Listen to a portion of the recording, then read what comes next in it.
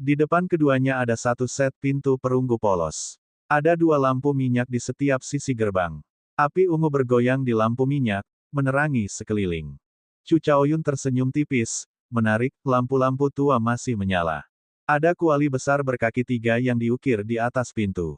Ada ukiran naga dan angin di atasnya, menutupinya dengan desain dekoratif. Ada 4 awan api putih di atas kuali. Ini adalah pertama kalinya Xiao Chen melihat api putih, dia merasa itu aneh. Gerbangnya tertutup rapat, rasanya bersejarah. Dia merasakan perubahan aura dari dalam. Dong, dong, dong, suara orang yang mendarat bergema. Para pembudidaya lainnya mendarat satu demi satu. Mereka segera menuju ke pintu perunggu besar. Dalam sekejap, kerumunan itu mengubur sosok Xiao Chen dan Chu Chaoyun. Semua orang menatap gambar yang diukir itu. Banyak yang menghela nafas takjub. Itu benar-benar sisa-sisa sekte Li Api. Kuali berkaki tiga adalah harta karun sekte Fire Li yang ikonik, kuali naga Phoenix. Awan di atas kuali seharusnya adalah Lunar True Flame. Aula cabang ini memiliki 4 awan Lunar True Flame. Sepertinya itu cukup penting. Ya, aula utama sekte Api Li memiliki 9 awan api sejati bulan. Aula cabang lainnya memiliki jumlah awan yang bervariasi, dari 1 hingga 8. Tempat ini memiliki 4 awan api, ini berarti ini bukan nilai terendah. Haha, sepertinya Duan Muking tidak berbohong. Namun, bagaimana kita membuka gerbang ini? Bisakah kita membukanya? Orang-orang ini adalah talenta luar biasa dari generasi muda. Banyak dari mereka memiliki buku-buku kuno di perpustakaan klan atau tetua yang memiliki banyak pengalaman. Mereka dapat langsung mengetahui apa yang diwakili oleh ukiran tersebut. Namun, ketika mereka melihat pintu perunggu yang tertutup rapat, mereka tidak berani melangkah maju untuk membukanya. Kekuatan terbesar dari sekte Li Api adalah penciptaan harta karun rahasia. Menyempurnakan harta karun rahasia memerlukan penelitian terhadap formasi yang relevan. Mungkinkah ada formasi di pintu perunggu ini? Mencoba membukanya secara paksa dapat mengakibatkan kematian. Salah satu pakar muda Provinsi Dongming melangkah maju dan berkata, biarkan saya mencoba. Orang ini mengenakan jubah kultivator berwarna biru langit. Dia memiliki alis tebal dan mata besar. Dia tinggi dengan punggung yang kuat dan sosok yang gagah. Otot dadanya menonjol, seperti segunung daging kecil. Sebuah pedang tebal tergantung di punggungnya, jelas bahwa dia adalah seorang kultivator yang fokus pada kekuatan. Dia adalah Wen Yanbin. Menurutku dia adalah yang terkuat di antara mereka yang mengolah tubuh fisik di Provinsi Dongming. Tanpa menggunakan esens, kekuatan serangan telapak tangannya bisa mencapai 7.500 kg. Pintu perunggu ini beratnya paling banyak 5.000 kg. Dia mungkin bisa membukanya. Terlebih lagi, dia bahkan mungkin tidak membutuhkan esens. Mungkin saja dia bisa menghindari rebound dari formasi tersebut. Kerumunan itu mengenali Wen Yanbin dan dengan cepat mengantarnya maju. Mengingat ada seseorang yang ingin membukakan pintu, tentu saja penonton senang. Wen Yanbin mengulurkan tangan kanannya dan meletakkannya di pintu kiri. Dia menggosoknya sebentar sebelum beralih ke pintu kanan, menggosoknya juga. Melihat tidak ada hal istimewa yang terjadi, dia menenangkan diri dan menarik napas dalam-dalam. Dia segera menarik kembali tangan kanannya dan menghantamkannya ke depan pada salah satu pintu perunggu besar. Bang! Seluruh ruang bawah tanah berguncang. Namun, pintu perunggu itu tidak bergerak sama sekali. Lagi, teriak Wen Yanbin. Otot lengan kanannya menonjol, dan dia tanpa henti mendobrak pintu perunggu itu. Bang! Bang! Bang! Suara dentuman yang terus-menerus bergema di ruang bawah tanah. Kekuatan besar menyebabkan tanah berguncang hebat. Batu berulang kali jatuh dari atap. Namun, pintu perunggu besar itu masih tidak bergerak, tidak ada tanda-tanda terjadi apa-apa. Bahkan tidak ada jejak yang terbuka. Bagaimana ini bisa terjadi? Bahkan tidak sedikit pergerakannya. Apakah tidak ada cara untuk membuka pintu ini? Kerumunan berseru keheranan saat mereka menyaksikan. Serangan yang konsisten menyebabkan Wen Yanbin menjadi agak pucat. Ini adalah efek dari serangan tubuh fisik. Setidaknya 30% kekuatan yang menyerang lawan akan pulih kembali. Setiap pukulan telapak tangan Wen Yanbin mengandung kekuatan tidak kurang dari 5.000 kg. Ketika kekuatan pantulan terakumulasi dan menyerang organ dalam dan meridiannya, itu menjadi ancaman. Sejak awal, Wen Yanbin tidak melihat adanya pergerakan. Wen Yanbin menguatkan dirinya, ekspresi kekejaman muncul di matanya. Tiba-tiba telapak tangan kanan Wen Yanbin membesar, dan dia mengepalkan jari-jarinya, mengepalkan tangan dan meninju. Saat Wen Yanbin meninju, bahkan udara pun meledak. Pukulan ini membawa kekuatan penuhnya di belakangnya. Kekuatannya mencapai 10.000 kilogram. Bang! Terdengar suara keras, dan kekuatan besar memantul kembali. Cedera internal yang sebelumnya ditekan oleh Wen Yanbin meletus. Dia memuntahkan seteguk darah dan terbang kembali. Seluruh ruang bergetar untuk waktu yang lama sebelum perlahan berhenti. Namun, pintu besar itu tetap tidak bereaksi. Bahkan tidak ada celah. Ketika orang banyak melihat Wen Yanbin yang berwajah pucat duduk untuk mengedarkan energinya, mau tak mau mereka merasa cemas. Seseorang berkata, karena kita tidak dapat menggunakan kekerasan untuk membuka pintu ini, mungkin ada semacam saklar di suatu tempat.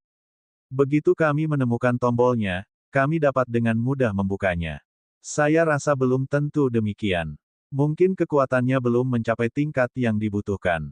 Mungkin kita harus mencoba menggunakan esens. Duan Muking ada di sini, biarkan dia melihatnya. Saat kerumunan berdiskusi dengan intens, Duan Muking, Ji Changkong, dan yang lainnya di belakang perlahan berjalan mendekat. Saat ini, tidak ada yang mengatakan apapun tentang perjanjian tersebut. Yang paling penting adalah membuka pintu.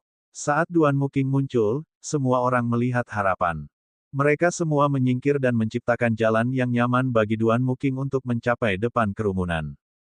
Ketika Duan Muking melihat wajah semua orang yang bersemangat, ekspresinya tidak berubah. Dia hanya menampilkan ekspresi biasanya, dingin dan dingin, dia cantik tanpa sedikit pun emosi manusia. Duan Muking perlahan melangkah ke pintu perunggu besar itu.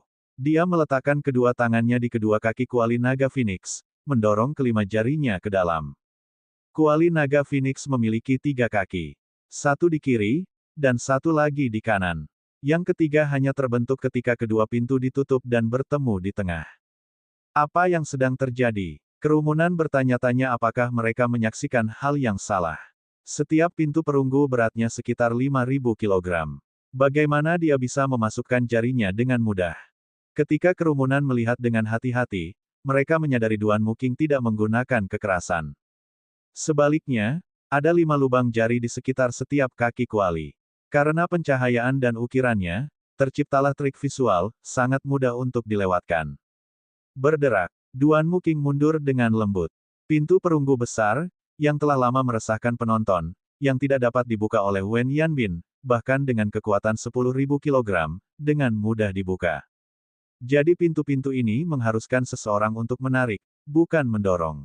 Saya punya firasat, komentar seseorang di belakang. Wen Yanbin, yang duduk di tanah dan hampir pulih sepenuhnya, menjadi sangat marah hingga dia hampir muntah darah lagi ketika mendengar ini. Kemudian, dia memikirkan tindakan awalnya. Itu sangat bodoh. Sebuah aula luas muncul di hadapan semua orang di dekat pintu. Dalam sekejap, semua orang bergegas masuk, meninggalkan embusan angin. Ada sebuah lorong di tengah aula. Pilar-pilar batu berdiri di setiap sisinya.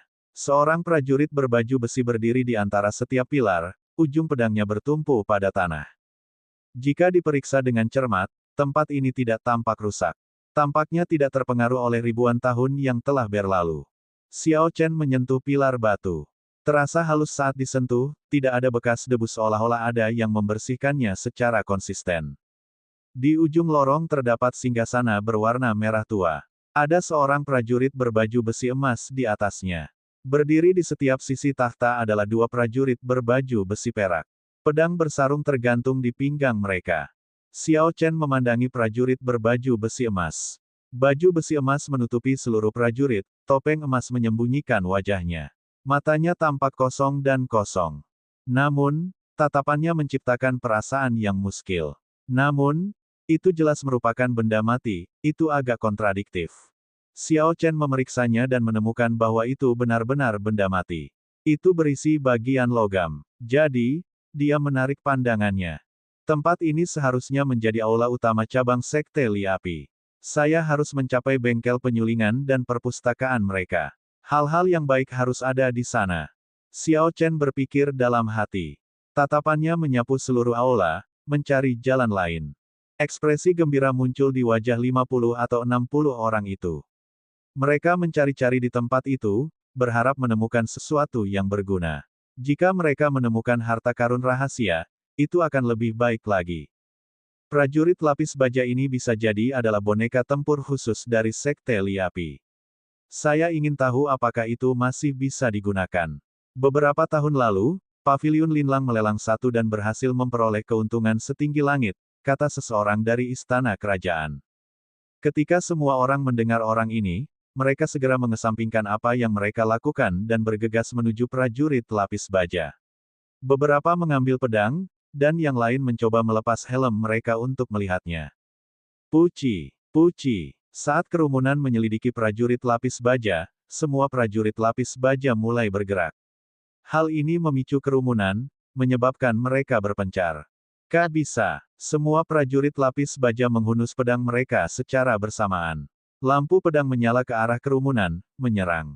Mereka masih bisa digunakan. Kami menjadi kaya kali ini.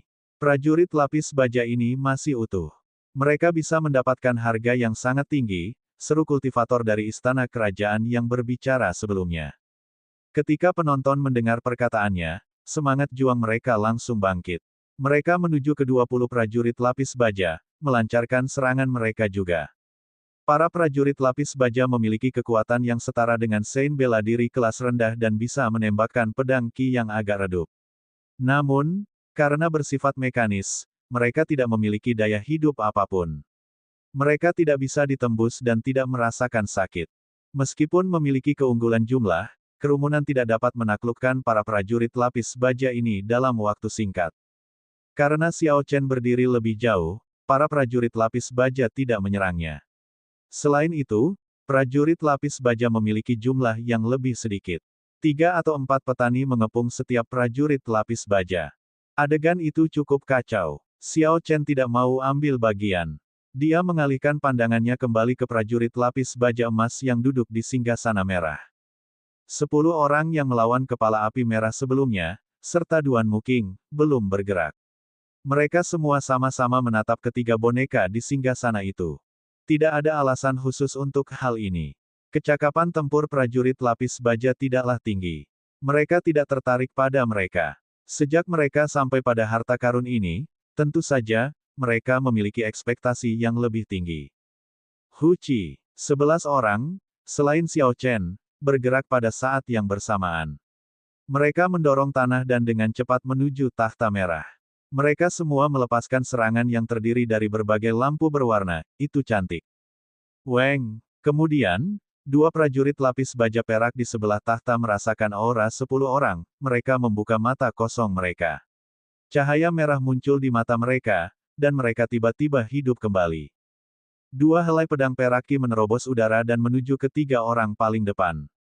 Lampu pedang perak sangat cemerlang. Pedang Ki yang sangat padat. Ini hampir setara dengan puncak Martial Saint. Kata Xiao Chen, agak heran, sambil melihat kedua pedang Ki. Meskipun Xiao Chen juga ingin mendapatkan ketiga boneka tersebut, jelas bahwa boneka yang berbeda hanya sedikit. Jika dia harus bersaing dengan yang lain, dia akan kehabisan tenaga. Sisa-sisa Sekte Li Api tidak hanya terbatas pada beberapa benda ini saja. Ini masih jauh dari waktunya untuk berusaha sekuat tenaga. Saat Xiao Chen merenung, cahaya dingin terbang ke arahnya. Dia mendorong tanah dan mundur beberapa puluh meter.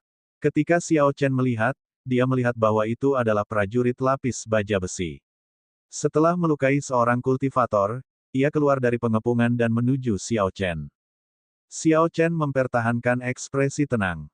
Dia tersenyum lembut, tepat pada waktunya. Saya ingin melihat trik di balik boneka tempur ini. Kong, kong, tubuh berat prajurit lapis baja itu melompat ke tanah. Setiap langkah yang diambil menciptakan dentang merdu. Menggambar pedang. Dia menggambar lunar shadow sabre dengan suara, kakak. Xiao Chen mengayunkan pedangnya, tampak seperti sambaran petir, kecepatan dan kekuatannya berada pada puncaknya. Kemudian, dia menghunuskan pedang prajurit lapis baja di tangannya.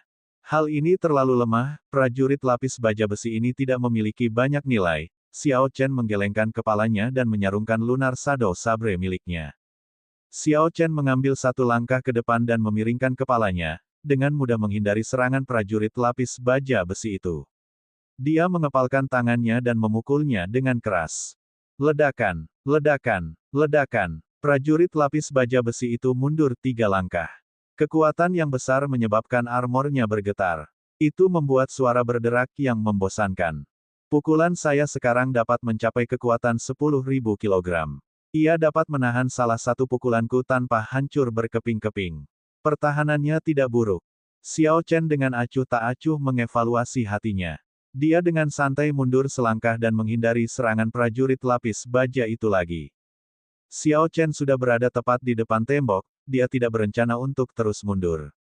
Dia hanya bertahan. Dia memegang lunar shadow saber di tangan kirinya dan meluruskan jari-jari tangan kanannya, menggunakannya sebagai pedang. Kemudian, dia dengan mudah memblokir serangan prajurit lapis baja besi itu. Kecepatannya tidak memadai, kecepatannya hampir mencapai setengah kecepatan suara. Namun posturnya cukup teratur dan metodis, sepertinya berisi sisa-sisa beberapa teknik tinju. Para pendahulu dari Sekte Li Api adalah orang-orang jenius. Mereka berhasil memasukkan teknik bela diri ke dalam boneka tempur. Xiao Chen dengan mudah bertukar gerakan dengan prajurit lapis baja besi. Setelah beberapa lusin pertukaran, dia memiliki pemahaman lengkap tentang kekuatan prajurit lapis baja besi. Kecepatannya setara dengan Saint Martial kelas medial, kekuatannya setara dengan Saint Martial kelas rendah. Pertahanannya sungguh menakjubkan. Secara keseluruhan, kekuatan tempurnya secara keseluruhan setara dengan puncak medial Great Martial Saint. Namun sumber energinya harus dibatasi. Ia tidak bisa berperang tanpa batas waktu. Jika habis akan menjadi tumpukan besi tua. 3 orang yang mengepung prajurit lapis baja besi tadi benar-benar tercengang. Mereka telah menggunakan seluruh kekuatan mereka sebelumnya dan hampir tidak bisa menekan prajurit lapis baja besi ini. Ini karena pertahanan prajurit lapis baja itu terlalu mengerikan. Namun, Xiao Chen dengan mudah memainkannya di tengah telapak tangannya, meski hanya menggunakan satu tangan dan tidak bergerak. Bang! Xiao Chen berteriak. Dia tidak bisa diganggu untuk terus bermain. Dia memukul dengan 60% kekuatannya. Kekuatannya langsung melonjak hingga kekuatan 12.500 kg. Prajurit lapis baja besi itu roboh ke tanah. Ia berjuang sejenak sebelum berhenti bergerak sepenuhnya. Setelah beberapa saat, Xiao Chen membungkuk dan membalikkan prajurit lapis baja itu. Ada pintu besi kecil yang tertutup rapat di punggungnya. Pintu besi itu tertutup rapat, tidak ada cara untuk membukanya. Xiao Chen menemukan sepotong logam yang menonjol di sampingnya. Tanpa ragu, dia menekannya. Bisa. 2 pintu besi segera terbuka, memperlihatkan lekukan. Ada batu roh kelas rendah di dalamnya. Ketika Xiao Chen menghitung, ruangan itu berisi 20. Namun, batu roh itu redup, hampir tidak ada perbedaan dari batu biasa. Mereka kehabisan energi spiritual. Jadi begitulah cara kerjanya, pikir Xiao Chen dalam hati. Mereka menggunakan batu roh sebagai sumber energi, ini sangat dekat dengan apa yang saya harapkan. Jika ditenagai oleh batu roh kelas medial, mungkin kekuatannya akan meningkat. Ketika 3 orang sebelumnya melihat tindakan Xiao Chen, mereka langsung bereaksi. Merekalah yang pertama kali menemukan boneka tempur ini. Pada akhirnya, Xiao Chen bertindak seolah-olah itu miliknya. Kamu mencari kematian. Beraninya kamu merebut barang-barangku. Betapa cerobohnya. Salah satu dari mereka mendengus dingin. Dia menyerang Xiao Chen dengan pedangnya. 2 lainnya tidak lebih lambat, mereka melakukan gerakan hampir pada waktu yang bersamaan. 3 lampu pedang diluncurkan ke Xiao Chen dengan aura yang ganas. Xiao Chen mendongak. Tidak ada fluktuasi di matanya yang tenang. Dia tampak acuh tak acuh seolah dia tidak tertarik, ketiganya terlalu lemah. Wukui yang berkilauan. Xiao Chen menggambar pedang lunar shadow dengan kecepatan kilat. Dia menjentikkan pergelangan tangannya 3 kali. 3 helai pedang ungu Qi, sepadat milik Martial King, terbang keluar. Mereka menghancurkan gerakan yang dilakukan ketiga orang itu, senjata di tangan mereka tidak dapat menahan tekanan dan hancur. Bang! Bang! Bang! Kekuatan pedang Qi tidak berkurang saat ia terus terbang ke depan, menabrak perisai esens mereka dan menciptakan luka mengerikan di dada mereka, darah segera muncrat. Ketiganya jatuh ke tanah, dan kekuatan pukulannya menghempaskan mereka jauh ke belakang, mereka terjatuh dengan menyedihkan. Namun, ini adalah hasil dari belas kasihan Xiao Chen. Jika serangan itu mengandung guntur, 3 helai pedang Qi bisa dengan mudah memotongnya menjadi 2. Pada titik ini, Xiao Chen dapat membunuh seorang martial saint yang belum memahami suatu keadaan, bahkan seorang martial saint kelas superior puncak. Dia hanya selangkah lagi untuk menjadi tak tertandingi dalam dunia martial saint. Cepat pergi. Kami tidak mampu memprovokasi orang ini. Ketiga orang di tanah mengabaikan luka mereka dan melarikan diri ketika mereka melihat tatapan Xiao Chen yang mengerikan. Melihat mereka sudah pergi, Xiao Chen tidak mau repot-repot mengejar mereka. Dia mengalihkan pandangannya kembali ke batu roh kelas rendah dan mengungkapkan tatapan penasaran. Saya harus mengeluarkannya untuk melihat apa sebenarnya yang ada di dalamnya. Xiao Chen berkata dengan lembut. Kemudian, dia membuang batu roh satu per satu. Akhirnya, di bagian bawah lekukan, dia melihat sebuah jarum yang menonjol. Setelah ragu-ragu beberapa saat, Xiao Chen menyentuhnya dengan jari telunjuknya. Dia merasakan sedikit sakit, sulamannya langsung merobek kulit. Ketika bersentuhan dengan darahnya, sejumlah besar informasi dengan cepat muncul di benak Xiao Chen. Informasinya sangat luas dan kacau seperti lautan, membuat Xiao Chen sakit kepala. Namun, hal itu tidak berlangsung lama. Setelah 3 tarikan napas, sakit kepala hilang. Setelah memilah-milah informasi, pikiran Xiao Chen perlahan menerimanya. Teknik pedang awan mengalir, teknik tinju puncak bela diri, air mengalir abadi, ringkasan teknik bela diri muncul di benak Xiao Chen. Xiao Chen bereaksi terhadap mereka. Ini adalah teknik bela diri yang digabungkan ke dalam prajurit lapis baja besi. Ada teknik tinju, teknik kaki, teknik gerakan, teknik pedang, teknik tombak, semuanya hadir. Akhirnya, semua informasi hilang. Xiao Chen merasakan keinginan lemah meluncur ke arahnya. Namun, pikirannya menelannya. Ini seharusnya merupakan wasiat yang ditinggalkan oleh tuan sebelumnya dari prajurit lapis baja besi. Karena sudah lama sekali, ia menjadi sangat lemah. Langkah selanjutnya adalah memasukkan keinginan saya sendiri ke dalamnya. Xiao Chen mengendalikan kesadarannya dan mengulurkannya ke lengannya. Kemudian, dia memasukkannya ke dalam bagian dalam prajurit baju besi itu, memasukkan keinginannya sendiri ke dalamnya. Xiao Chen menarik jarinya. Dia segera merasa seolah-olah telah mendapatkan klon. Namun, klon ini belum bisa bergerak. Xiao Chen mengeluarkan batu roh kelas rendah dari cincin semesta dan menempatkannya di dalamnya. Kemudian, dia menutup pintu logam kecil di belakang prajurit lapis baja besi itu. Sambil berpikir, prajurit lapis baja besi itu berdiri. Xiao Chen mencoba mengendalikan prajurit lapis baja besi, kontrolnya sangat sederhana. Metode pertama adalah mengendalikannya seolah-olah dia mengendalikan lengannya sendiri. Metode lainnya adalah pengendalian otonom. Dia bisa mengunci musuh dan membiarkan prajurit lapis baja itu menyerang sendiri. Xiao Chen mencoba mengunci pilar batu, dan pilar itu segera menyerbunya. Begitu Xiao Chen menetapkan target, dia tidak perlu lagi khawatir. Xiao Chen tersenyum lembut dan berkata, orang-orang dari Sekte Api Li benar-benar jenius. Mereka bahkan berhasil mencapai hal ini. Mereka tidak hanya mewarisi metode pemurnian harta karun rahasia era kuno, namun mereka juga menemukan metode alternatif untuk menciptakan harta karun rahasia seperti boneka tempur ini. Akhirnya, beberapa prajurit lapis baja kehabisan energi. Selain beberapa yang telah dihancurkan, orang lain mengambil kendali atas mereka. Sepertinya masalah energi spiritual adalah kelemahan terbesar boneka tempur itu.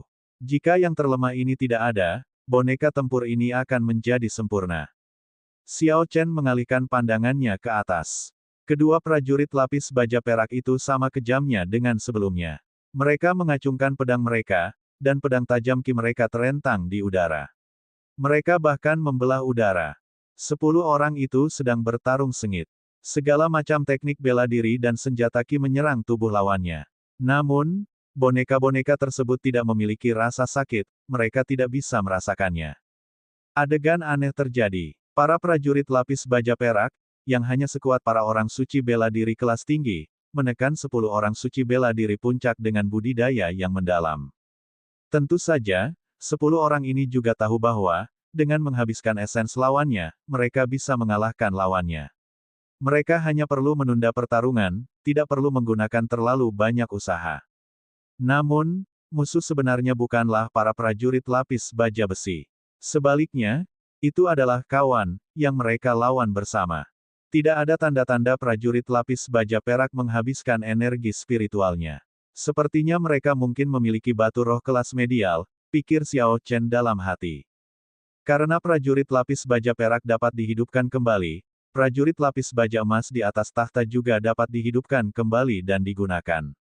Karena yang perak setara dengan Martial Saint Puncak, yang emas setara dengan Martial King. Itu adalah Martial King yang tidak bisa merasakan sakit atau kelelahan saat bertarung. Semua orang memahami implikasi dari hal ini. Mendapatkannya akan meningkatkan kekuatan mereka secara signifikan. Dalam pertarungan memperebutkan harta karun rahasia di dalam sekte Li Api, itu akan menjadi kartu truf yang bagus. Kemungkinan 10 orang ini tidak menggunakan kartu truf mereka untuk menghadapi dua prajurit lapis baja perak karena prajurit lapis baja emas di atas tahta. Bakat luar biasa yang berhasil menaklukkan para prajurit lapis baja besi semuanya merasakan peningkatan kepercayaan diri mereka. Mereka bahkan mengira bisa mengalahkan prajurit lapis baja emas sendirian. Jika dibandingkan dengan 10 jenius iblis, mereka mungkin lebih lemah. Namun, dengan prajurit lapis baja besi, mereka mungkin memiliki peluang saat memancing di perairan yang bermasalah. Tatapan mereka tertuju pada prajurit lapis baja emas yang duduk di singgasana merah. Mereka hanya menunggu prajurit lapis baja emas itu bangun sebelum mengambil tindakan. Mata Xiao Chen berbinar, pandangannya juga tertuju pada prajurit lapis baja emas ini. Seperti yang lain, dia juga cukup tertarik dengan prajurit lapis baja emas ini. Namun, pikiran Xiao Chen lebih jauh dari yang lain. Bahkan jika dia berhasil mendapatkan prajurit lapis baja emas, membuatnya mengenali dia sebagai tuannya akan menjadi masalah. Proses bagi prajurit lapis baja besi untuk mengenali seorang master membutuhkan 3 napas waktu. Prajurit lapis baja emas pasti akan membutuhkan lebih banyak. Poin kuncinya adalah bagaimana memastikan orang lain tidak menyerangnya selama periode ini. Saya harus memikirkan cara untuk mundur secepat mungkin. 2 pintu keluar di belakang tahta menarik perhatian Xiao Chen. Sebuah ide terlintas di benaknya, lalu dia diam-diam menjauh. Xiao Chen memanfaatkan momen ketika tatapan semua orang tertuju pada pertarungan prajurit lapis baja perak dan tahta merah. Xiao Chen menghindari pemberitahuan semua orang dan dengan cepat menuju pintu keluar. Setelah 10 menit, Xiao Chen diam-diam kembali ke aula, dia sudah tahu apa yang harus dilakukan. Pedang ki dari 2 prajurit lapis baja perak sudah semakin redup. Sepertinya itu tidak bisa bertahan lebih lama lagi. Saat prajurit lapis baja perak terjatuh, prajurit lapis baja emas akan terbangun. Pada saat itu, pertempuran sesungguhnya akan dimulai. Helaian rambut putih muncul di seluruh rambut hitam Duan Muking. Jelas dia memulai mantra es yang mendalam. Sosok merah muncul di belakang Hua Yunfei. Dia samar-samar terlihat, dan pedangnya mengeluarkan cahaya pedang merah yang aneh. Mata Ji Changkong dipenuhi bintang. Sungai bintang yang gemerlap muncul di sekelilingnya, perlahan memancarkan cahaya lembut. Semua bintang sangat terang kecuali satu, bintang yang melambangkan dirinya gelap dan tidak memancarkan cahaya. Guyi Markis mengenakan battle armor emas dan memegang pedang pembelah langit. Dia memasang ekspresi serius dan tegas. Ki yang luar biasa berkumpul di suatu tempat di dahinya. Tatapan Xiao Chen beralih ke Chu Chaoyun. Dia sangat riang dan memiliki ekspresi yang sangat tenang. Namun, Xiao Chen bisa merasakan senjata suci di punggung Chu Chaoyun terus-menerus mengumpulkan aura tak terbatas. Bahkan sedikit bergetar, sepertinya sangat bersemangat. Ia hanya menunggu sesaat setelah digambar, menarik perhatian semua orang. Para pembudidaya lainnya juga bersiap untuk berperang. Mereka mengendalikan prajurit lapis baja untuk menarik senjata dan melepaskan aura mereka tanpa menahan diri. Untuk sesaat, semua orang di aula saling bersekongkol. Mereka semua melepaskan auranya tanpa henti. Namun, suasananya sangat sunyi. Ini adalah ketenangan sebelum badai. Selain suara pedang ki dari prajurit lapis baja perak, hanya nafas berat dari kerumunan yang bergema di aula. Konsentrasi semua orang mencapai puncaknya. Mereka semua memandangi prajurit lapis baja emas yang duduk di atas tahta. Keinginan gila mengaburkan pandangan mereka. Akhirnya, energi spiritual dari dua prajurit lapis baja perak habis, dan mereka jatuh ke tanah. Saat mereka jatuh, mata kosong prajurit lapis baja emas itu tiba-tiba memancarkan cahaya emas. Ia berdiri dari singgasana. Sial, sial, armor prajurit lapis baja emas mengeluarkan dentang logam saat bagian-bagiannya saling bertabrakan. Suara-suara itu bergema di aula tanpa henti. Ia menghunus pedang emas di pinggangnya. Seketika, sebuah aura, yang tidak kalah dengan Raja Bela Diri kelas rendah, terpancar ke sekeliling dari tubuhnya.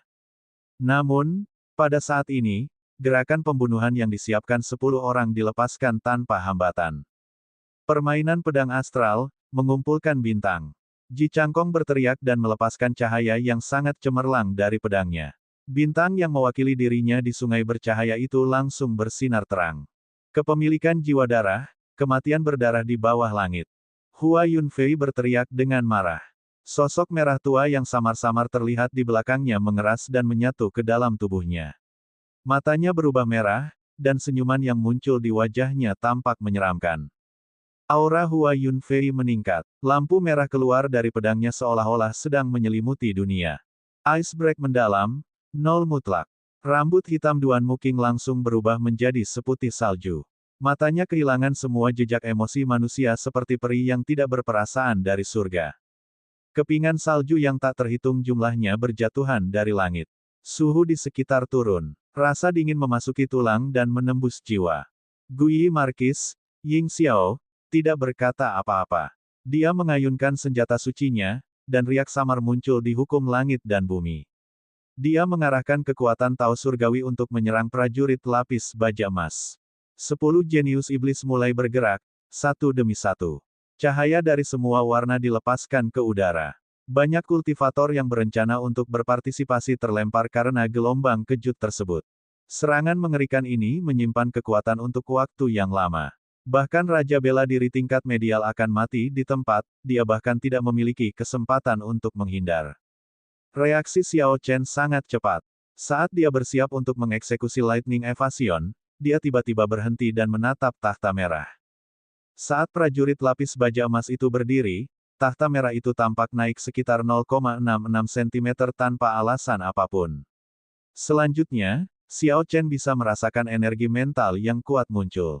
Apa yang sedang terjadi? Apa aku salah lihat? Xiao Chen bertanya-tanya dengan ragu. Saat Xiao Chen merasakan keraguannya, serangan 10 puncak martial Saint menyerang prajurit lapis baja emas pada saat yang sama. Terdengar suara yang sangat keras, dan energi mengerikan meledak dari atas tahta. Ledakan. Kedua belas pilar aula tiba-tiba hancur. Para penggarap di bawah mereka tidak bisa mengelak tepat waktu. Gelombang kejut menghantam mereka semua. Mereka memuntahkan darah dan jatuh ke tanah. Seluruh aula bergetar hebat. Batuan berjatuhan tak henti-hentinya dari atas seperti hujan. Aula itu akan runtuh, debu beterbangan ke udara. Semua orang melarikan diri ketika batu-batu menimpa mereka. Aula itu langsung menjadi sangat kacau. Di tengah kekacauan dan udara berdebu ini, cahaya keemasan tiba-tiba menyala. Itu sama mempesonanya dengan matahari, begitu cemerlang hingga membuat semua orang tercengang. Chu Chaoyun yang diam telah mulai bergerak. Riak emas muncul di udara seolah seluruh ruangan terbelah. Dalam waktu singkat, dia telah menekan serangan puncak dari 9 lainnya. Mereka semua terlempar. Inilah kekuatan Chu Chaoyun. Saat dia mengeluarkan senjata sucinya, dan cahaya pedang menyala, kekuatannya menekan semua orang. Meskipun mengalami kerugian karena terlambat menembak, kekuatan seperti itu tidak dapat ditutupi. Bang! Chu Chaoyun menangkap prajurit lapis baja emas itu, kelelahan karena lawan-lawannya dalam pelukannya. Dia mengirimkan serangan telapak tangan ke dinding di belakang tahta, membuat lubang besar di dalamnya. Lalu, dia melompat turun tanpa ragu-ragu. Serangan telapak tangan ini memperburuk kondisi aula yang bergetar, itu mulai runtuh. Cepat, berlari, aula itu akan runtuh. Jika kamu tidak pergi sekarang, kamu akan mati. Ketika para penggarap lainnya melihat betapa buruknya situasinya, mereka mengeksekusi teknik mereka untuk melarikan diri, segera meninggalkan aula. 9 orang yang dilempar oleh Chu Chaoyun tidak ragu-ragu. Mereka mengungkapkan ekspresi marah saat mereka mengikuti Chu Chaoyun melalui lubang di dinding. Ledakan, ledakan, ledakan. Aula yang megah dan bermartabat benar-benar runtuh. Batu-batu besar berjatuhan dari langit-langit dengan suara gemuruh, mengguncang tanah. Seolah-olah langit telah runtuh. Setelah sekian lama, aula yang bising menjadi sunyi. Aula yang awalnya sempurna berubah menjadi puing-puing. Aula itu sangat bobrok, tembok rusak dan pilar runtuh berserakan di tanah. Debu memenuhi seluruh ruangan, asap mengepul keluar. Kabisa, kabisa. Pilar-pilar batu dan bebatuan memenuhi tempat itu. Pecahan batu berjatuhan dengan cepat, dan seorang prajurit lapis baja besi yang sangat rusak berdiri. Xiao Chen terbaring di tanah, tubuhnya tertutup debu. Dia berdiri tanpa cedera. Xiao Chen memandang prajurit lapis baja besi yang rusak itu dan tersenyum sedikit. Dia berkata, pertahanan prajurit lapis baja itu sungguh mengejutkan. Ia berhasil memblokir semua batu besar yang jatuh dari langit-langit dengan sempurna. Sayangnya, sepertinya itu akan pecah. Sambil menggelengkan kepalanya sedikit, Xiao Chen memandangi puing-puing kehidupan manusia. Dia memusatkan pandangannya pada tahta merah tua yang dipenuhi debu. Lalu, dia berjalan mendekat dengan tatapan tegas di matanya. Ya, Xiao Chen menginjak pecahan batu dan pecahan ubin saat dia berjalan menuju tahta merah. Dia tidak terburu-buru. Dia melihat sekelilingnya terlebih dahulu, memastikan tidak ada orang di sekitarnya. Baru setelah itu dia berjalan kembali ke tahta. Saat Xiao Chen bersiap untuk memeriksa tahta, dia melihat seorang prajurit lapis baja perak terkubur di reruntuhan dari sudut matanya. Xiao Chen mengirimkan angin palem dan membersihkan puing-puing, memperlihatkan boneka tempur perak. Selain tertutup debu, ternyata tidak ada kerusakan. Sepertinya pertahanan prajurit lapis baja perak itu lebih baik daripada Raja Bela Diri kelas rendah biasa. Dibandingkan dengan prajurit lapis baja, dia jauh lebih kuat. Xiao Chen menyapukan tangannya ke udara, meniup semua debu pada prajurit lapis baja perak itu. Kemudian, Xiao Chen membungkuk dan membuka pintu di belakang seorang prajurit lapis baja perak. Seperti yang dia perkirakan sebelumnya, para prajurit lapis baja perak menggunakan batu roh kelas medial. Seperti sebelumnya, ada 20 orang di dalamnya. Xiao Chen mengeluarkan semua batu roh kelas medial yang habis dari lekukan sebelum menghapus keinginan pemilik sebelumnya. Kemudian, dia memulai proses untuk membuatnya mengenali tuan barunya. Proses ini memakan waktu total 5 menit sebelum Xiao Chen dapat mencantumkan surat wasiatnya. Setelah beberapa saat, kedua prajurit lapis baja perak itu mengenali Xiao Chen sebagai tuan mereka. Setelah dia mengisinya dengan batu roh kelas medial, mereka segera memulihkan energinya. Mereka mengayunkan pedang mereka dan pedang tajam Qi menyapu reruntuhan. Kemanapun mereka lewat, pilar dan dinding yang rusak pecah menjadi batu-batu kecil. Xiao Chen mengangguk puas. Dengan 2 prajurit lapis baja perak dan seorang prajurit lapis baja besi yang rusak, dia seharusnya hampir tidak mampu menghadapi prajurit lapis baja emas milik Chu Chaoyun. Xiao Chen mengumpulkan pikirannya dan mengalihkan pandangannya kembali ke tahta merah.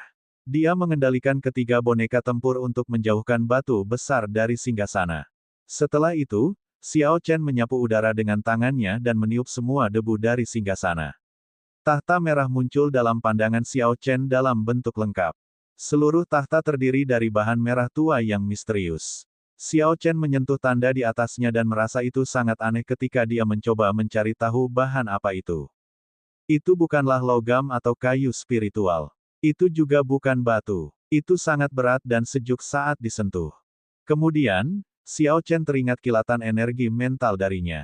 Xiao Chen meletakkan satu tangannya di sandaran tangan, dan perlahan-lahan memasukkan rasa spiritualnya ke dalam tahta melalui lengannya. Boom! Saat rasa spiritual Xiao Chen memasuki tahta, sebuah ledakan hebat terdengar di samping telinganya. Pikirannya berdengung, dipenuhi dengan niat pembantaian yang tak terbatas. Niat mengerikan ini bagaikan lautan merah yang luas. Itu bergabung ke dalam setiap neuron di pikiran Xiao Chen. Xiao Chen tidak bisa menahan niat membunuh ini. Matanya langsung berubah merah.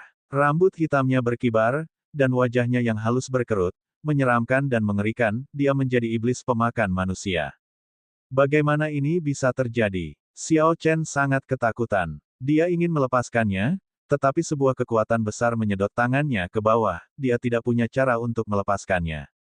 Saya tidak bisa terus seperti ini. Jika niat untuk melakukan pembantaian ini sepenuhnya mengambil alih keinginanku, aku akan kehilangan semua rasionalitas. Aku akan berubah menjadi Raja Iblis pembunuh sejati. Niat ini terlalu mengerikan. Xiao Chen mengedarkan mantra ilahi guntur ungu dan melindungi dantiannya. Dia menenggelamkan kesadarannya dan melakukan yang terbaik untuk menjaga pikirannya tetap jernih. Lautan niat yang merah tidak terbatas dan luar biasa. Xiao Chen kesakitan saat dia melawan kekuatan ini. Kulitnya menjadi sangat pucat. Pembuluh darah kecil di bawah kulitnya terlihat jelas seperti ingin lepas dan pecah. Perasaan seperti itu beberapa kali lebih menyakitkan daripada pertama kali dia membangunkan Azure Dragon Martial Spirit, itu bukanlah rasa sakit yang bisa ditanggung manusia. Ketika Xiao Chen menyerah pada penyiksaan, kesadarannya menjadi kabur. Dia tidak tahan lagi, dia melolong kesakitan. Bang, bang, bang, pembuluh darah pecah. Kantong-kantong kecil darah langsung menutupi kulit. Xiao Chen berubah menjadi manusia berdarah. Menyerah. Terimalah niat pembantaian yang tidak terkendali ini. Semua rasa sakitmu akan segera hilang, dan kamu bahkan bisa mendapatkan kekuatan tak terbatas. Saat Xiao Chen berjuang, sebuah suara halus terdengar di benaknya. Suara itu bergema di telinganya, membujuknya untuk menyerah. Sama sekali tidak. Xiao Chen mengatupkan giginya dan mengabaikan suara di kepalanya. Dia menjaga kejelasan terakhir dalam kesadarannya. Begitu Xiao Chen menyerah melawan, dia akan menjadi budak pembunuhan. Diri aslinya akan hilang sama sekali. Tiba-tiba, Xiao Chen teringat sesuatu dari ringkasan budidaya. Tahta merah ini seharusnya menjadi harta karun rahasia. Namun, itu bukanlah harta rahasia dari faksi yang saleh. Sebaliknya, itu adalah harta karun rahasia yang jahat. Pemilik harta karun rahasia ini seharusnya sudah mati, dan taunya tersebar. Namun, niat jahat dalam harta karun rahasia belum hilang. Setelah sekian lama, keinginan ini pastinya tidak akan terlalu kuat. Saya hanya dipukuli sampai pada titik di mana saya tidak tahu harus berbuat apa. Jika kekuatan mentalnya benar-benar lebih kuat dariku, aku pasti sudah tertelan sejak lama. Sambil berpikir, Xiao Chen mengumpulkan semua rasa spiritualnya, dan itu berubah menjadi Dewa Emas. Kemudian, ia menuju ke lautan merah di kedalaman tahta. Saya harus menemukan keinginan itu dan menghancurkannya. Kalau tidak, jika saya hanya bertahan secara pasif, pada akhirnya saya tidak akan mampu lagi menanggungnya. Dewa itu terbang semakin jauh ke dalam ruang mental itu. Lautan yang tak berbatas seakan tak ada habisnya. Namun, Xiao Chen tidak putus asa, bahkan lautan terbesar pun akhirnya punah. Ruang mentalnya tidak berbeda kecuali Xiao Chen menghadapi kaisar kuno sejati. Hanya dengan cara itulah lautan darah abadi bisa ada. Tidak diketahui berapa lama waktu berlalu. Xiao Chen mengendalikan dewa dan akhirnya tiba di ujung lautan darah. Ada jurang merah di sana. Di dalamnya, kepala merah besar terhubung ke lautan darah. Ia menatap dewa dari jauh. Kepala merah itu meraung dan membuka mulutnya yang besar. Itu langsung menelan Dewa Emas. Dewa Emas menutup matanya dan membiarkan darah menutupi dirinya. Setelah beberapa saat, Dewa Emas membuka matanya. Cahaya keemasan bersinar dari matanya dan menembus kepala merahnya. Kepala merah itu menjerit kesakitan dan menyerah menelan dewa itu. Ia mundur dengan ngeri. Memang seperti yang saya harapkan. Niat jahat ini sudah sangat lemah. Saya terlalu terburu nafsu dan tidak melindungi diri saya dengan baik sebelumnya. Hal ini memungkinkannya untuk masuk dan menyerang saya hingga saya tidak tahu harus berbuat apa. Saya akan menganggapnya sebagai pelajaran. Di masa depan, ketika menghadapi sesuatu yang tidak diketahui, saya harus selalu menjaga tingkat kewaspadaan yang tinggi. Cahaya merah di mata Xiao Chen sedikit memudar. Tidak lagi menakutkan seperti sebelumnya. Perlahan-lahan hilang. Kepala merah itu mundur ke ruang di atas jurang. Ia melambaikan tangannya dengan kuat, dan tangan berdarah besar, yang tampaknya menutupi langit, menghantam Dewa Emas itu. Membunuh. Dewa Emas itu berteriak, dan pedang panjang dengan cahaya keemasan muncul di tangannya. Ia mengayunkan pedangnya, dan cahaya keemasan yang melonjak memotong tangan berdarah itu menjadi berkeping-keping. Dewa Emas mengarahkan pedangnya ke langit, dan sebuah cahaya muncul. Kemudian, Ia terpecah menjadi beberapa puluh ribu sinar cahaya, jatuh seperti tetesan cairan emas ke lautan darah seperti hujan. Seiring meningkatnya jumlah cairan emas yang terakumulasi di laut, lautan darah melonjak. Segera, itu berubah menjadi lautan emas. Ah, ah, ah, ah. Kepala merah itu bereaksi seolah-olah air mendidih, menangis kesakitan. Ketika laut merah benar-benar berubah menjadi emas, ia benar-benar terputus dari laut, menjadi satu-satunya kepala yang melayang di udara.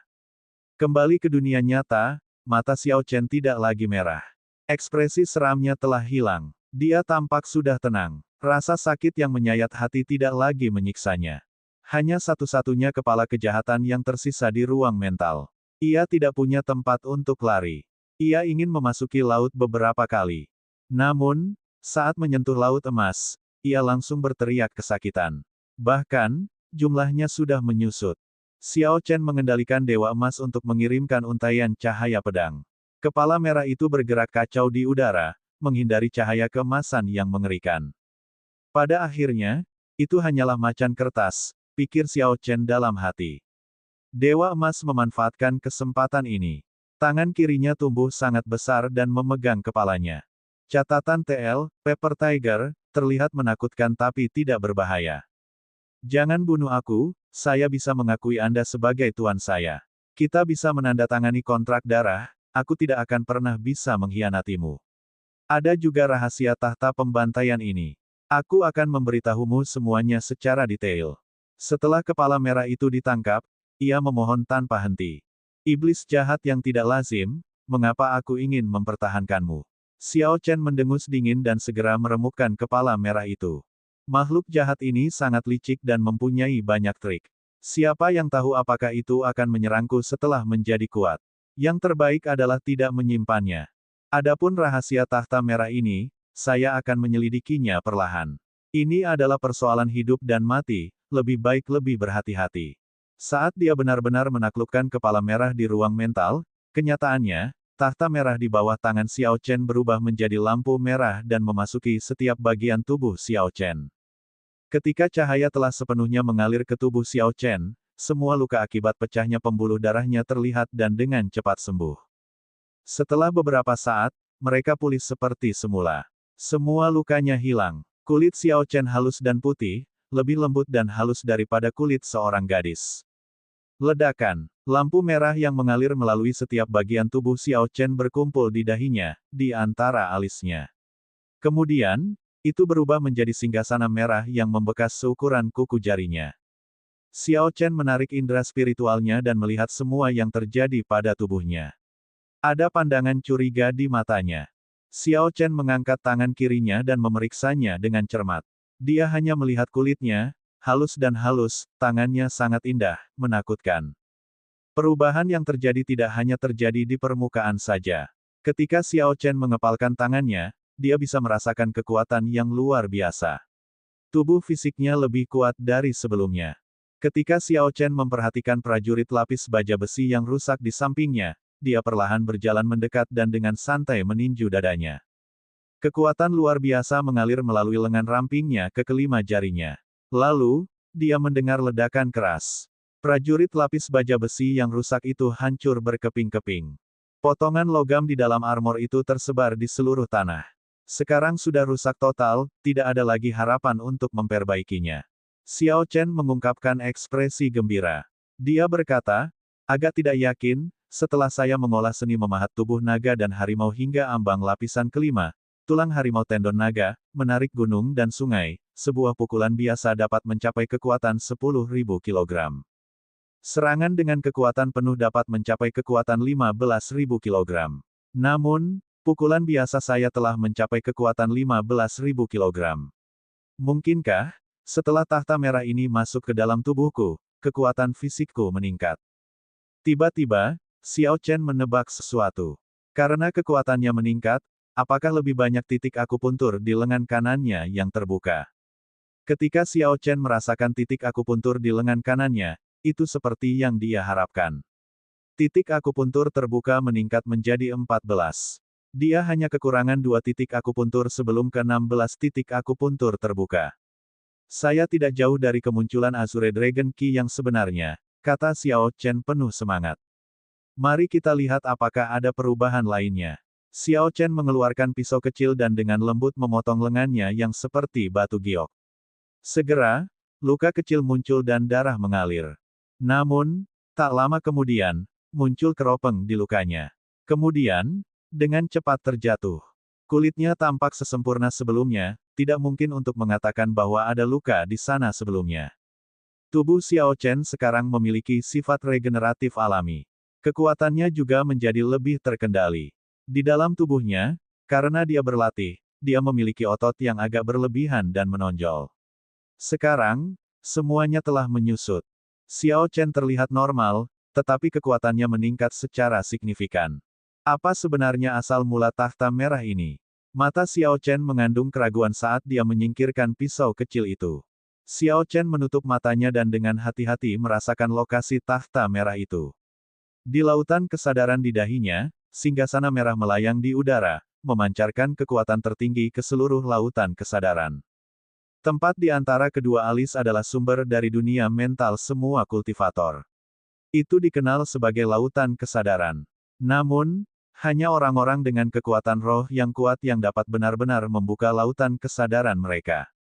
Ketika mempertimbangkan benua Tianwu, hanya ketika seseorang mencapai Raja Bela Diri barulah seseorang dapat membuka lautan kesadarannya. Bagi orang biasa, mereka tidak akan pernah mempunyai kesempatan untuk membukanya. Oleh karena itu, ini bukanlah sesuatu yang biasanya mereka pikirkan. Setelah membuka lautan kesadaran mereka, para kultivator benar-benar dapat mengembangkan kekuatan roh. Sebelumnya, para kultivator hanya memiliki persepsi, mereka tidak memiliki kekuatan roh sejati. Karena mantra ilahi guntur ungu, Xiao Chen dapat mengembangkan kekuatan roh sejak awal. Oleh karena itu, kekuatan rohnya jauh lebih kuat daripada kultivator biasa. Mereka bahkan tidak berada pada level yang sama. Namun, Xiao Chen masih jauh dari membuka lautan kesadarannya. Setidaknya, dia belum memenuhi persyaratan di bidang budidaya. Dia tidak menyangka takhta merah ini akan membuka lautan kesadarannya. Xiao Chen tidak pernah secara serius memikirkan penggunaan kekuatan roh dalam pertarungan. Tidak ada metode perkenalan. Dia pada dasarnya mengabaikannya dan hanya menggunakan sense spiritual. Xiao Chen tidak melihat manfaat apapun dari membuka lautan kesadaran untuk saat ini. Jadi dia tidak memikirkannya. Oleh karena itu, dia ingin memanggil takhta untuk memeriksanya terlebih dahulu. Sambil berpikir, tanda takhta merah di antara alisnya bersinar dengan lampu merah. Singgasana di lautan kesadarannya segera terbang keluar. Hah! Takhta merah itu melayang di udara. Xiao Chen menyadari bahwa dia sudah duduk di atasnya.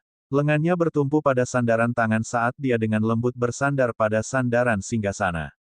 Ada awan merah yang berputar-putar di bawah takhta itu. Sepertinya alasan takhta itu bisa melayang adalah karena awan merah. Xiao Chen merasa takhta merah tua ini seperti bagian dari dagingnya. Dia merasakan hubungan yang sangat intim dengannya, itu jauh lebih kuat dari apa yang dia rasakan dengan boneka tempur. Tidak ada cara untuk membandingkan keduanya, mereka hanya berada pada level yang berbeda. Saat Xiao Chen duduk di singgasana merah, jejak kekuatan penguasa yang tak terkendali terpancar ke sekeliling. Kekuatan penguasa ini dilepaskan secara tidak sadar, bahkan dia tidak merasakannya. Itu hanyalah jejak kecil dari kekuatan penguasa, namun aura dan kekuatan yang terkandung di dalamnya menyebabkan seseorang merasa takut di dalam hatinya. Itu seperti Ki Kaisar. Jika orang biasa merasakannya, mereka akan bersujud di tanah, tidak mampu melawan. Terbang. Xiao Chen melihat ke depan dan mengunci arah. Awan merah membawa takhta dan segera terbang ke arah itu. Dalam sekejap mata, ia bergerak 100 meter. Xiao Chen dengan lembut menepuk sandaran tangan dan bergumam, gerakan biasa bisa mencapai kecepatan suara. Terlebih lagi, itu bukanlah keseluruhan kemampuannya. Jika terbang dengan kekuatan penuh, kecepatannya akan mencapai 1,5 kali kecepatan suara. Sepertinya saya punya pilihan lain untuk melarikan diri di masa depan. Xiao Chen merasa agak bersemangat saat dia merasakan kemampuan terbang takhta merah untuk pertama kalinya. Dia terbang mengitari reruntuhan untuk waktu yang lama sebelum berhenti. Hah! Xiao Chen menembus awan merah dan mendarat dengan kokoh di tanah. Tanda di antara alisnya bersinar merah, dan tahta merah tua itu berubah menjadi seberkas cahaya dan kembali ke lautan kesadaran. Tahta merah ini memiliki banyak rahasia di baliknya. Saya akan menyelidikinya secara perlahan di masa depan, kata Xiao Chen lembut sambil mengusap tanda di dahinya. Tiba-tiba, Xiao Chen teringat sesuatu. Dia mengeluarkan cermin perunggu dari cincin semesta. Lalu, dia melihat bayangannya. Tidak ada perubahan pada penampilannya selain kulitnya yang terlihat lebih putih. Untungnya, efek mantra perubah bentuk masih aktif. Kalau tidak, jika dia terekspos di sini, dia hanya bisa pergi sebelum yang lain. Saat Xiao Chen hendak meletakkan cermin, matanya melihat sesuatu. Tanda tahta merah di keningnya tampak seperti setetes darah segar. Hal ini menyebabkan wajah Xiao Chen yang biasa dan halus memiliki tampilan setan. Hal ini akan meninggalkan kesan mendalam bagi siapapun yang melihatnya. Itu tidak baik, tanda ini terlalu mencolok. Itu akan membuatku menonjol. Xiao Chen meletakkan cermin tembaga. Kemudian, dia mengeluarkan sehelai kain biru untuk menutupi bekas di keningnya. Ketika kain biru menutupi dahinya, itu membuat wajah halus Xiao Chen terlihat tidak terlalu jahat dan lebih menyegarkan. Itu tidak lagi menarik perhatian, dia sekarang terlihat sangat biasa. Namun, wajahnya yang lembut memberikan tampilan yang tulus, membuat seseorang merasa nyaman, dia memiliki penampilan yang sangat menyenangkan. Setelah Xiao Chen menyiapkan segalanya, dia bermaksud untuk memimpin kedua prajurit lapis baja perak itu pergi. Namun, dia menemukan sebuah lubang di bawah tahta merah itu. Itu adalah terowongan rahasia yang masih utuh. Xiao Chen melihat ke dalam lubang dan bergumam, terowongan rahasia di bawah tahta, pasti ada dunia baru di dalamnya. Ayo turun untuk melihatnya. Setelah Xiao Chen berbicara, dia memerintahkan dua prajurit lapis baja perak untuk melompat turun. Kemudian, dia mengikuti mereka. Dengan cara ini, jika ada bahaya, para prajurit lapis baja perak bisa memblokirnya. Sekitar 10 menit setelah Xiao Chen pergi, seorang kultivator gagah dengan cepat kembali ke reruntuhan. Ekspresi bersemangat memenuhi wajahnya saat dia mencari di area tersebut. Kadang-kadang, kultivator yang gagah itu akan menyerang, membersihkan semua debu dan puing-puing di tanah. Orang ini adalah kultivator tubuh fisik terbaik di Provinsi Dongming, Wen Yanbin.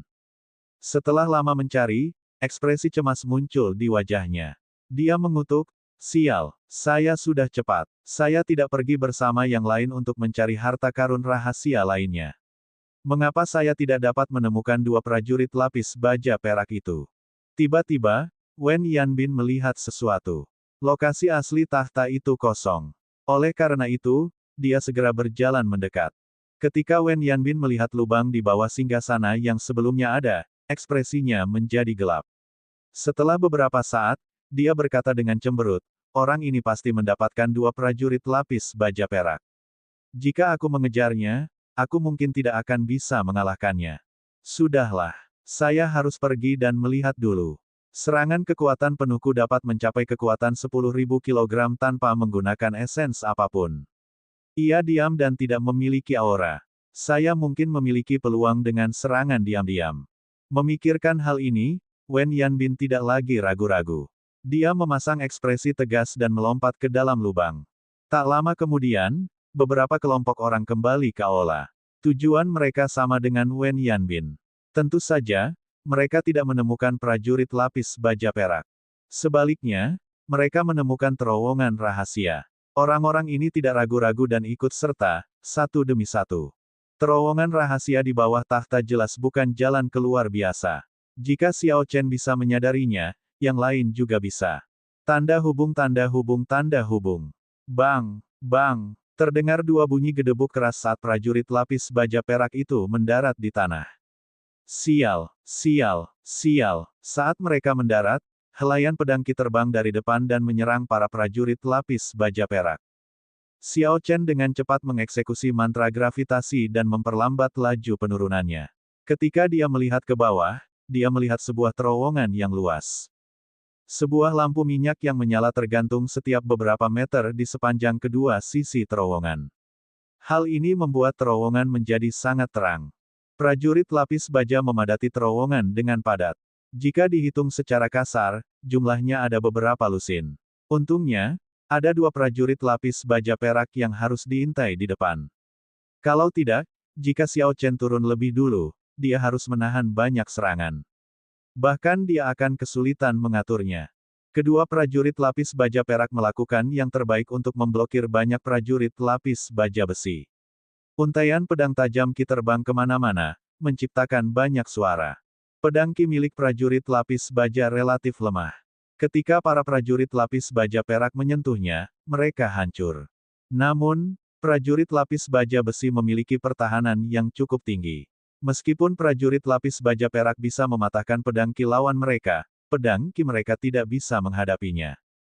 Dibutuhkan 3 helai pedang Qi sebelum mereka bisa menghancurkan kepala prajurit lapis baja besi.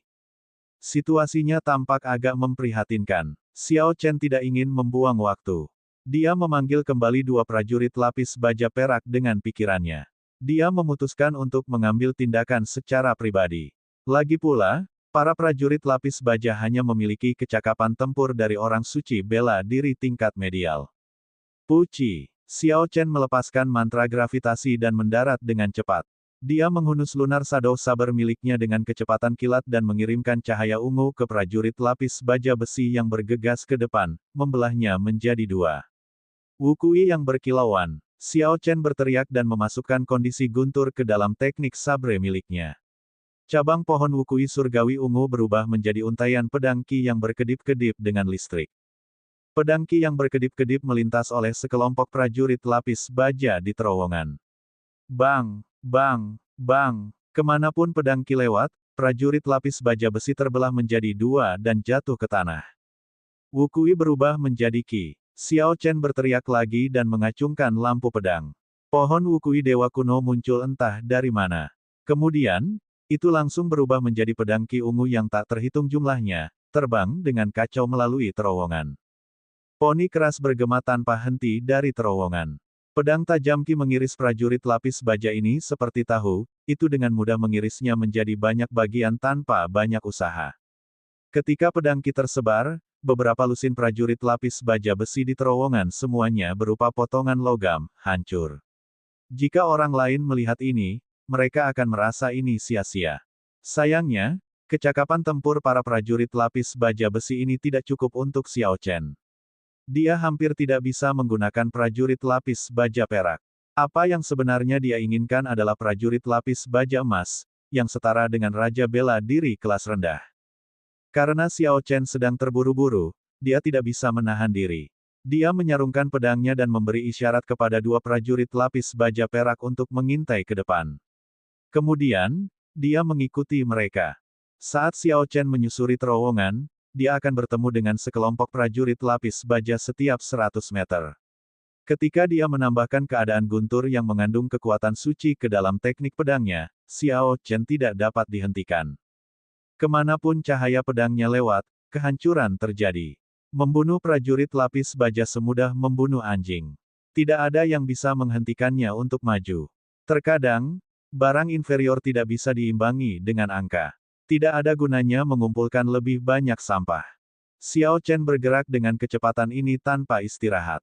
Setelah dia menempuh perjalanan sekitar 5 km dan melewati beberapa sisi jalan, ujung terowongan muncul di hadapan Xiao Chen.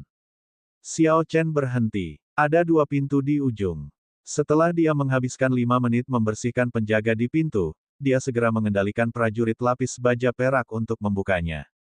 Setelah Xiao Chen tidak melihat bahaya, dia perlahan masuk. Melewati pintu ada ruangan berukuran rata-rata yang dipenuhi rak buku berat. Xiao Chen bersukacita di dalam hatinya. Ini seharusnya menjadi perpustakaan Sekte Api Li. Namun, setelah beberapa saat, ekspresinya berubah. Rak buku kosong, tanpa ada buku yang terlihat. Agak tidak puas, Xiao Chen mulai mencari di perpustakaan. Akhirnya, dia menemukan sebuah buku compang camping di bawah salah satu rak buku. Meski sudah compang camping dan tua, kertasnya masih terpelihara dengan baik. Isinya masih utuh. Xiao Chen bersukacita sekali lagi. Dia segera membukanya dan melihat bahwa judul buku ini adalah ringkasan harta karun rahasia kuno. Buku ini memperkenalkan berbagai jenis harta karun rahasia era kuno dan pengaruhnya. Melihat ini, hati Xiao Chen tenggelam. Ini berbeda dari manual pemurnian harta karun rahasia yang dia cari. Memang benar, seperti yang diharapkan Xiao Chen. Saat dia membaca, dia mengetahui bahwa itu adalah pengenalan tentang harta karun rahasia era kuno, pengaruhnya, dan master terkenal mana yang mereka miliki. Namun, itu tidak berisi metode pemurnian harta karun rahasia. Inilah yang dipedulikan Xiao Chen. Dia menggelengkan kepalanya dan tersenyum pahit. Ini adalah buku yang digunakan untuk menopang rak buku. Namun, aku berharap banyak darinya. Sudahlah. Saya bisa menggunakannya sebagai bahan bacaan ketika saya sedang bosan. Saya hanya akan menganggapnya sebagai perluasan wawasan saya. Hah, ini tahta merah. Tahta merah, harta rahasia yang disempurnakan oleh Raja Jahat Kuno. Pemeringkatan harta karun rahasia, puncak kelas unggul. Tiba-tiba, Xiao Chen melihat tahta merah tergambar di sebuah halaman. Dia dengan cepat dan serius membacanya. Namun, setelah dia membalik halaman, dia menemukan bahwa seseorang telah merobek bab yang menjelaskannya secara rinci. Xiao Chen berkata, agak tertekan, apa yang terjadi? Saya baru saja mencapai bagian penting, dan itu hilang.